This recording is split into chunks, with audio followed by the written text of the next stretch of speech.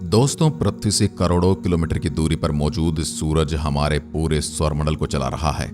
अगर सूरज नहीं होता तो जीवन की कल्पना नहीं की जा सकती थी। सूरज के पास इतना भारी गुरुत्वाकर्षण है कि वह अपने से 6 अरब किलोमीटर दूर मौजूद प्लूटो को भी अपने चारों ओर घूमने को मजबूर कर रहा है। पृथ्वी से देखने पर सूरज हमें बिल्कुल छोटा और एक शांत तारा नजर आता है, लेकिन असल सच्चाई इससे बिल्कुल अलग है। इसलिए वैज्ञानिक सूरज की सच्चाई समझना चाहते हैं। अमेरिकी स्पेस एजेंसी नासा ने सूरज की गर्म दुनिया पर ही एक मिशन भेज दिया, जो कि सूरज के सबसे नजदीक जाने वाला पहला अंतरिक्षयान है। लेकिन दोस्तों, हैरान कर देने वाली बात यह है कि सूरज की डरावनी आवाज भी वैज्ञानिकों ने रिकॉर्ड कर ली। आपने सोचा होगा कि सूरज शांत है, लेकिन अब आप इसकी आवाज को सुनोगे तो दंग रह जाओगे। नासा के वैज्ञानिकों ने करीब सूरज की 6 आवाज को रिकॉर्ड किया है। आखिर सूरज की आवाज को कैसे रिकॉर्ड किया गया, उन आवाज में आखिर क्या सुनाई दिया, और सूरज इतना ज्यादा रहस्यमय क्यों है, सब सवालों के जवाब आज के इस वीडियो में आपको देने वाले हैं। आप देख रहे हैं फ्यूचर साइंस यूट्यूब चैनल। दोस्तों, हमारा सूरज कई प्रकार की गैसों से बना हुआ एक गोला है जो लगातार अंतरिक्ष में भभक रहा है। कहा जाता है कि पिछले 5 अरब सालों से सूरज अंतरिक्ष में जल रहा है। सूरज आकार में इतना बड़ा है कि इसके अंदर पृथ्वी जैसे लाखों ग्रह आराम से समा सकते हैं, और जो गर्मी हमें सूरज से मिल रही है, यह सूर्य के अंदर मौजूद कोर के अंदर न्यूक्लियर फ्यूजन रिएक्शन की प्रक्रिया होती है, जिसके कारण सूर्य के कोर का तापमान तो करोड़ों डिग्री सेल्सियस तक चला जाता है, और इसके सरफेस का तापमान भी हजारों डिग्री सेल्सियस में है। पर यह भी कुछ नहीं है, क्योंकि इसके चारों ओर एक बहुत ही घना जलती हुई गैसों से भरा वातावरण मौजूद है, जिसमें हमेशा बड़े बड़े तूफान चलते रहते हैं।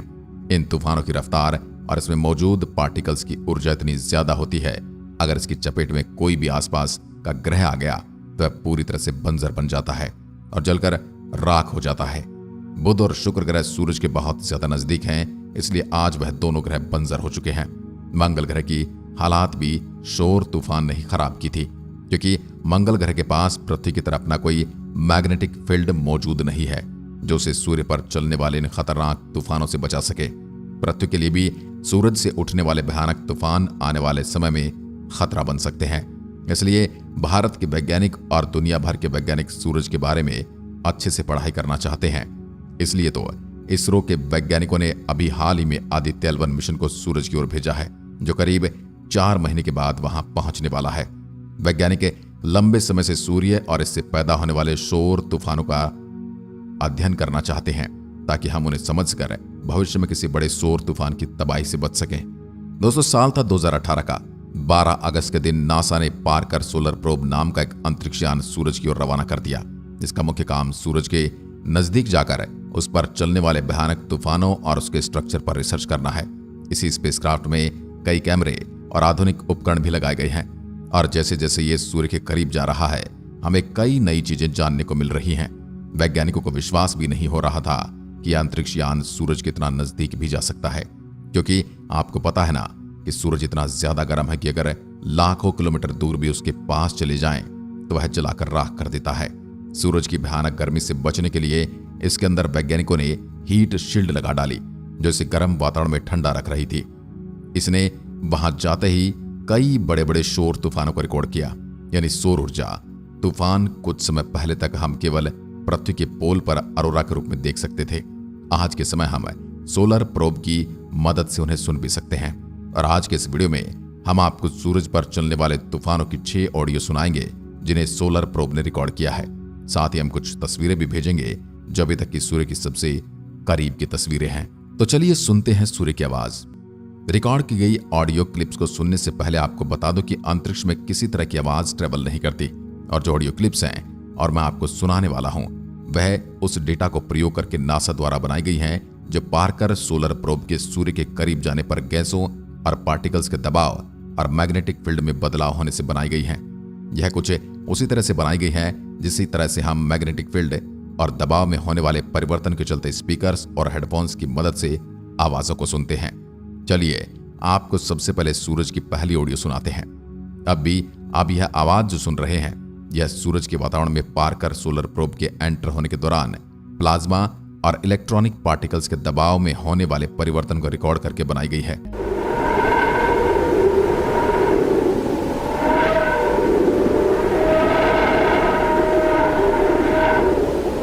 इसके अलावा जो आप वीडियो देख रहे हैं ये भी सोलर प्रोब द्वारा रिकॉर्ड की गई है।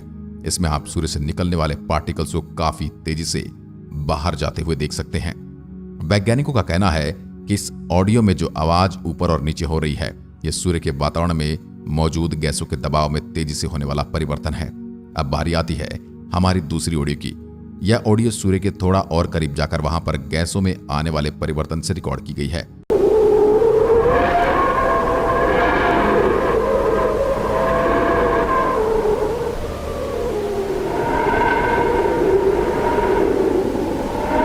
और यह भी काफी ज्यादा अजीब और डरावनी आवाज है और कभी तो बहुत ही कम हो जाती है और कभी बहुत ज्यादा बढ़ जाती है रहा हो। अब बारी आती है तीसरी ऑडियो रिकॉर्डिंग की। अभी आप जो शांत और तेजी से बढ़ती हुई एक सीटी जैसी आवाज सुन रहे हैं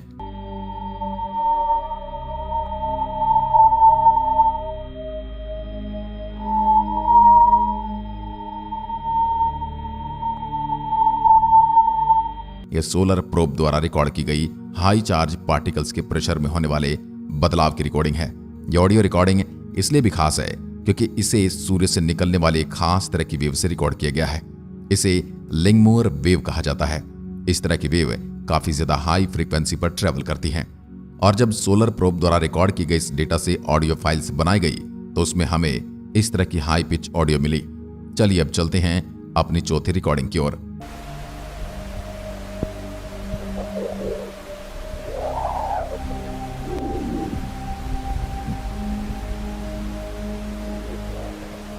अभी जो आपने आवाज सुनी है यह सूर्य से निकलने वाले शोर तूफानों की एक खास तरह की डिस्पर्सिव वेव से पैदा हो रही है। इस तरह की वेव्स सूर्य के काफी ज्यादा करीब पैदा होती हैं और इन वेव्स की खास बात यह होती है कि बहुत ही हाई फ्रीक्वेंसी को बदलती हैं। वैसे मुझे तो यह आवाज सुनकर ऐसा ही लग रहा है कि जैसे हमारी पृथ्वी पर तेज तूफान आते हैं। वैसे आपको यह आवाज किस तरह की लगती है आप मुझे कमेंट बॉक्स में बता सकते हैं।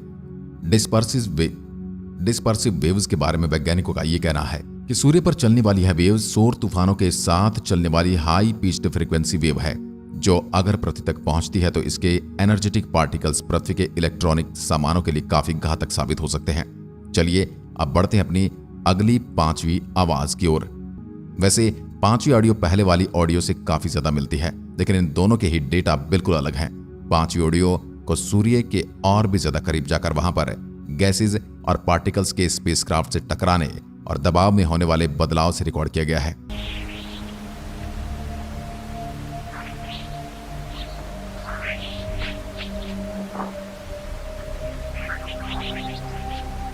इसके अलावा इस ऑडियो को बनाने में सूर्य के मैग्नेटिक फील्ड में होने वाले बदलाव को भी रिकॉर्ड किया गया है।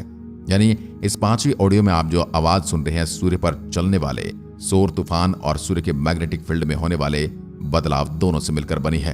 और वैज्ञानिकों की माने तो इस आवाज में डेटा की मदद से वह सूर्य पर चलने वाले सौर तूफानों की समय अंतराल को समझ सकते हैं। कहने का मतलब है कि भविष्य में हम इस डेटा की मदद से यह प्रेडिक्ट कर पाएंगे कि सूरज पर चलने वाले सौर तूफान कब और कितनी तेजी से आते हैं। चलिए अब आगे बढ़ते हैं छठी और सूर्य की आखिरी ऑडियो रिकॉर्डिंग की ओर। यह ऑडियो रिकॉर्डिंग इसलिए भी खास हो जाती है क्योंकि यह पहली ऐसी रिकॉर्डिंग है जो सूर्य पर चलने वाले सौर तूफानों या फिर मैग्नेटिक फील्ड डेटा से रिकॉर्ड नहीं की गई है, बल्कि ऑडियो रिकॉर्डिंग छोटे छोटे मेट्रॉइड्स यानी पत्थरों की है जो सूर्य के स्ट्रॉन्ग ग्रेविटी से बंधे हैं और सोलर प्रोब के करीब 70,000 किलोमीटर से सूर्य की ओर बढ़ने के कारण लगातार इससे टकरा रहे हैं।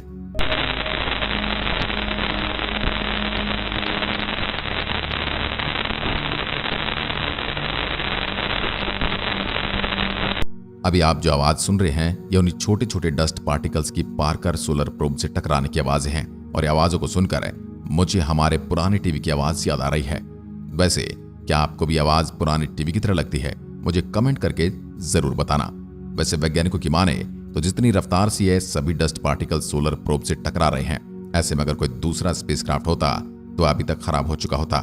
पर पार्कर सोलर प्रोब को खास तरह की कंडीशन में रहने के लिए बनाया गया है, इसलिए लगातार इन पार्टिकल्स के टकराव के बावजूद अपनी डेस्टिनेशन की ओर बढ़ रहा है और जल्दी यह सूर्य के और भी ज्यादा करीब पहुंच जाएगा और उसके बाद हमें और भी कई तरह की आवाजें और सूर्य के सबसे करीब की तस्वीरें देखने को मिलेंगी। वैसे मैं जानना चाहूंगा कि आपको आज की वीडियो कैसी लगी और सूर्य पर चलने वाले तूफानों की इन आवाजों में आपकी सबसे पसंदीदा आवाज कौन सी थी। आज की वीडियो में बस इतना ही। धन्यवाद।